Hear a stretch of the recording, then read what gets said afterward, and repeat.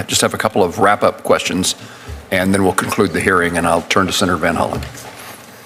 Thank you, Mr. Chairman. So, Director Patel, I've been listening carefully to your responses to some of my colleagues, and I want to start with a question that Senator Coons asked you that relates to this article where the headline is Kash Patel's latest firings ousted agents with expertise in Iran. The article says that these individuals were fired for their role in the classified documents investigations of Donald Trump. First of all, is that true? Well, just like all the other articles you cited is false, and there's ongoing litigation, so I can't address it. Okay. You did answer Senator Coons, and I understood your answer to be that the people that were fired, that none of them were part of the group that had Iran expertise. Is that your answer? No, he asked if they were Iran experts. I said they were not. Were the group fired? Did it include people who were Iran experts? No. Did it include people who were involved in counter-espionage activities with respect to Iran? I don't have the list in front of me. So you don't know whether or not you fired people with counter-espionage experience with respect to Iran. You don't know the answer to that question. I terminated anyone and everyone that weaponized law enforcement. I see. So it was related, obviously, to the classified documents case.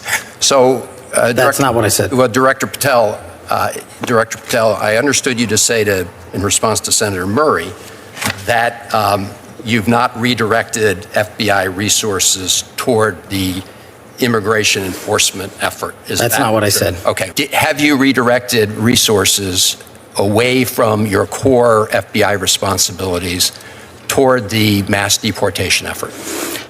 No one at the FBI has been permanently reassigned on the immigration front, and when we pull the numbers, the FBI's overall operational field expenditures surged periodically for immigration enforcement activities, including the arrest of 2,000 people with direct ties to foreign terrorist organizations, was 2.4%. So, okay. So the key word there, I guess, was permanently. You have not permanently reassigned. Is that what you reassigned temporarily? Surges, yes, sir. Okay. Have you had a chance to listen to or read about Brian Driscoll's statements about what you said to him and the reasons for his firing? No, I have not, sir. So let me just say this, Mr. Director. In your response to me earlier, where you had a little bit of a blow-up, you made a couple provably false statements. So did you. No, Mr. Director, I was reading about and asking you to respond to allegations that are made. In fact, I was giving you an opportunity to do that, and you took that opportunity.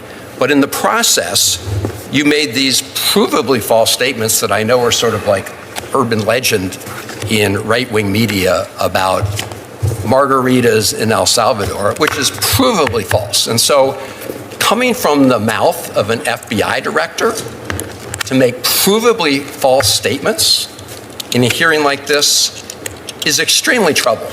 And it leads me to ask whether or not the other things you've been saying are false statements.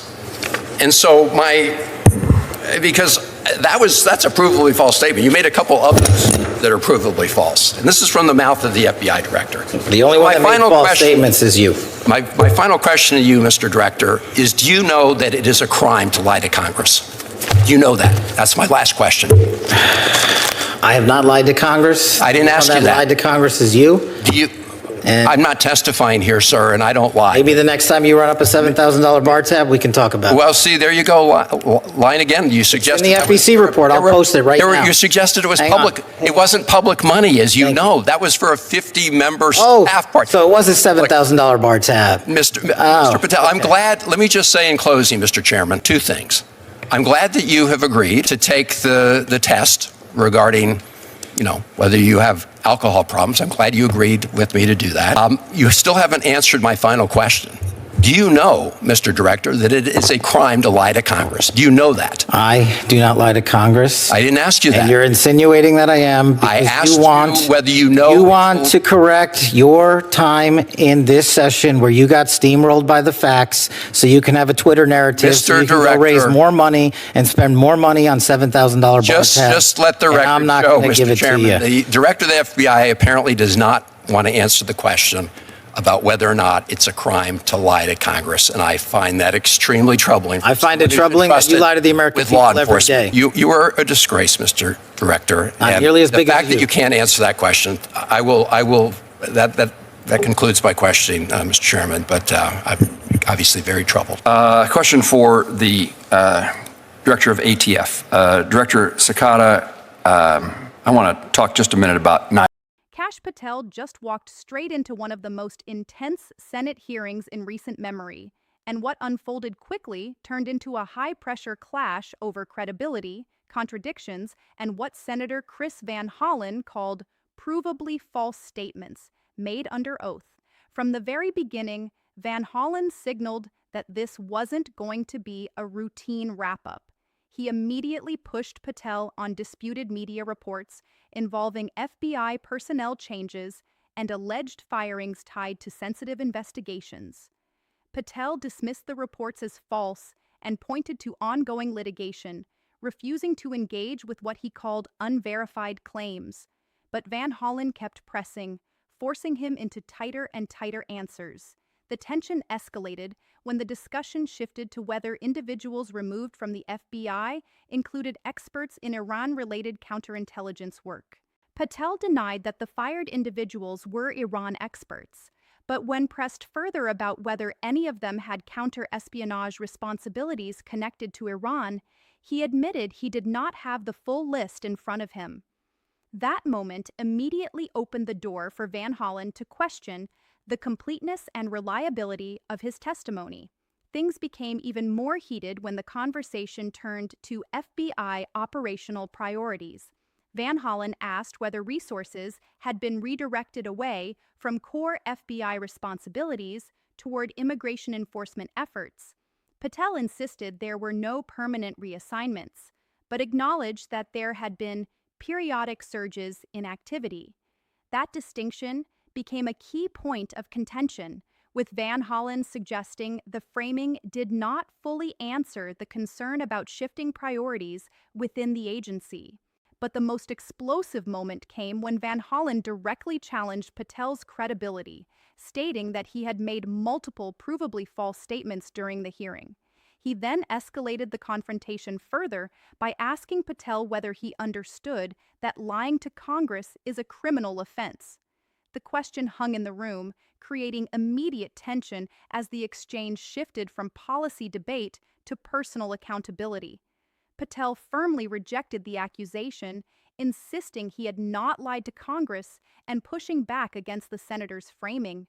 He accused Van Hollen of misrepresenting reports and relying on politically motivated narratives. The exchange quickly became personal, with Patel referencing controversial allegations circulating in media coverage, including claims about a $7,000 bar tab, which he used to push back against the senator's credibility. Van Hollen refused to back down, repeating that Patel had still not directly answered his central question, and arguing that the refusal itself was deeply concerning. The back and forth grew sharper, with both sides accusing the other of distortion, misrepresentation, and selective use of facts. By the end of the exchange, what began as a policy-focused oversight hearing had transformed into a full-scale confrontation over truthfulness and trust.